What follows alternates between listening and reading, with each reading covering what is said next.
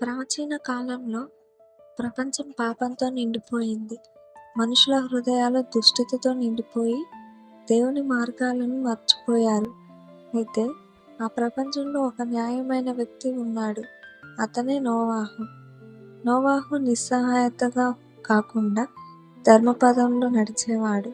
అతని న్యాయబుద్ధిని గమనించిన దేవుడు భూలోకంపై కలగబో మహా వరద గురించి అతనికి తెలిపాడు.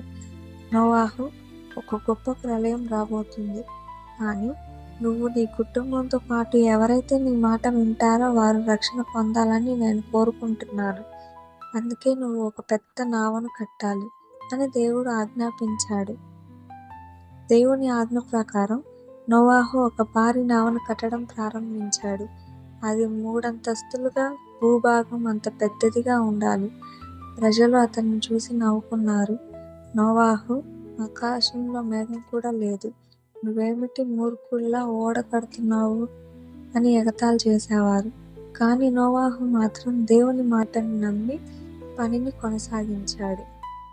నావ సిద్ధమైన తర్వాత దేవుడు అన్ని జంతువుల జాతులను నోవాహు వద్దకు పంపించాడు. సింహాలు, ఏనుగులు, పక్షులు, అలా ప్రతి జాతికి ఒక జంట.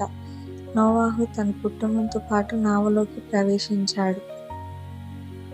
ఒకరోజు ఆకస్మికంగా ఆకాశం మేఘాలతో నిండిపోయింది. భారీ వర్షం మొదలైంది.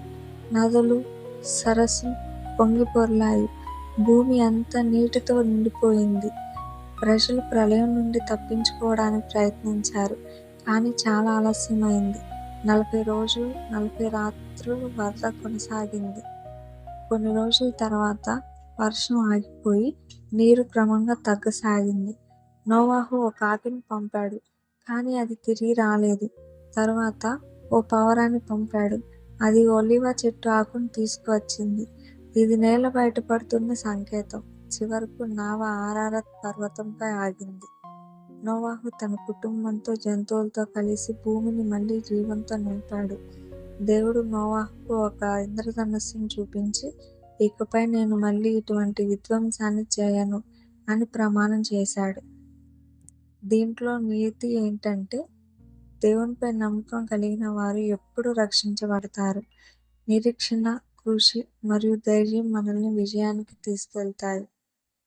ఇది నోవాహు యొక్క మహాప్రళయ కథ. ధన్యవాదములు.